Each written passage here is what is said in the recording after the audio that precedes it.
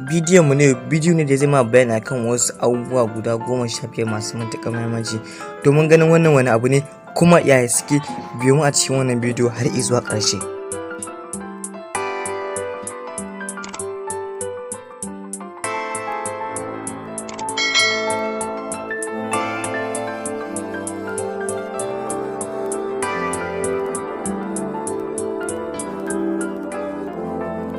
Assalamu alaikum warahmatullahi ta'ala wa barakatuh.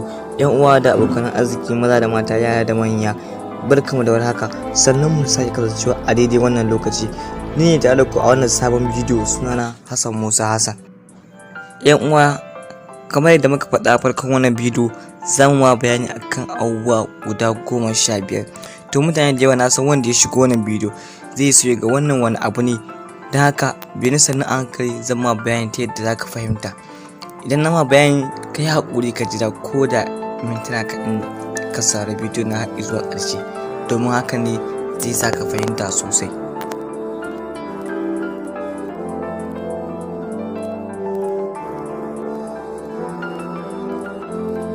Shin ka san wanda ya ƙiro lantarki?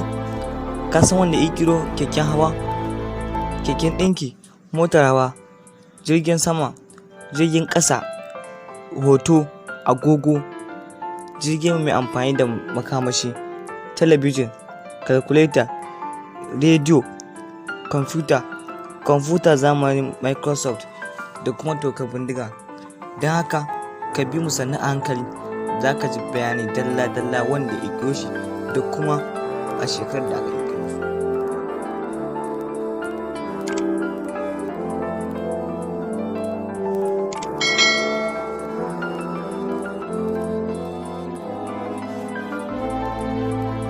Marshall Faraday ya ƙirƙiro lantarki a shekara ta 1813. Comte Severus ya ƙirƙiro keken hawa shekara ta 1790. Timon Hare ya ƙirƙiro keken ɗinki shekara ta 1830. Cat Bass ya ƙirƙiro motar hawa a shekara ta 1885. Avlet da kuma Wilbur Wright sun ƙirƙiro jirgin sama ta 1903. James Watt ya ƙirƙiro jirgin ƙasa a shekara ta 1663. William Fox Talbot ya ƙirƙiro hoto a shekara ta 1835.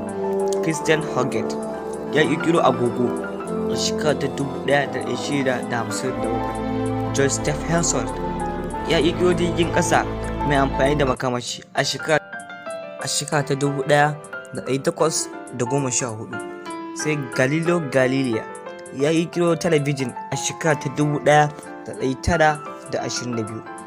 Charles Babbage ya ƙirƙiro calculator a shekara ta 1855. Marshall Machinist ya ƙirƙiro rediyo a shekara ta 1895. Sai William Bill Gates ya ƙirƙiro kwamfutar zamani Microsoft. Sai kuma Roger Bacon ya ƙirƙiro tokar bindiga a shekara ta 1320.